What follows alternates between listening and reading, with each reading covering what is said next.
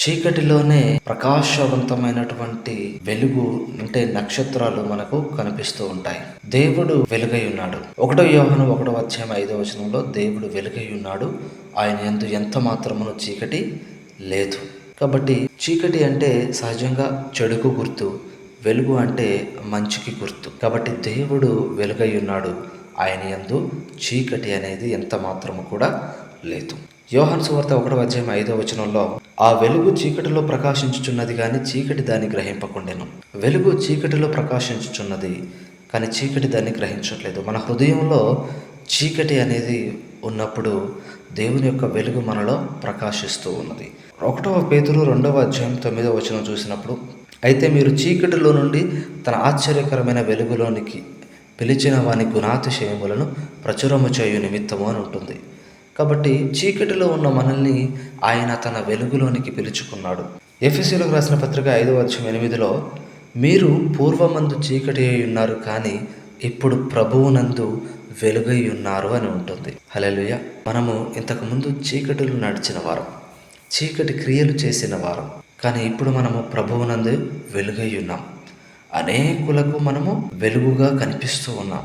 అనేకులకు వెలుగిచ్చేవారుగా మనం ఉంటూ ఉన్నాం. దేవుడు ఎంత గొప్ప ధన్యత ఇచ్చాడు కదా మనకి. 2 పేతురు 1:19 మరియు ఇంతకంటే స్థిరమైన ప్రవచన వాక్యము మనకున్నది. తెల్లవారి వేకువ చుక్క మీ హృదయములలో ఉదయించు వరకు ఆ వాక్యము చీకటి గల చోటున వెలుగిచ్చు దీపమైనట్టున్నది. దాని యందు మీరు లక్ష్యం ఉంచిన ఎడల మీకు మేలు.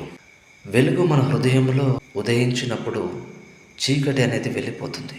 ఆ వెలుగునందు మనము లక్ష్యం ఉంచిన ఎడల మనకి మేలు అని వాక్యం సెలవిస్తుంది. ప్రియమైన దేవుని బిడ్డలారా, మన హృదయంలో ఎంత చీకటి అయితే ఉన్నదో ఆ చీకటి అంతటిని తీసివేసేదే దేవుని యొక్క వెలుగు. మీరు ఏర్పరచబడ్డ వంశము అని వాక్యము సెలవిస్తూ ఉంది. కాబట్టి మీరు చీకటిలో నడుస్తూ మేము వెలుగులో ఉన్నాము అనుకుంటే కనుక అది మీ యొక్క భ్రమ అవుతుంది. తాగుబోతులు ఉంటారండి, కొంతమంది తాగుతారు, బ్రాందీ, విస్కీ ఇలాంటివి ఆల్కహాల్ తాగుతూ ఉంటారు, సిగరెట్ తాగుతూ ఉంటారు, బూతులు మాట్లాడుతూ ఉంటారు. ఈ లోకానుసారమైనటువంటి బ్రతుకుతూ ఉంటారు.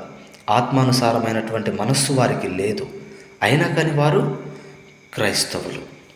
క్రైస్తవులు అంటే ఎవరు? క్రీస్తు ఫాలోవర్స్.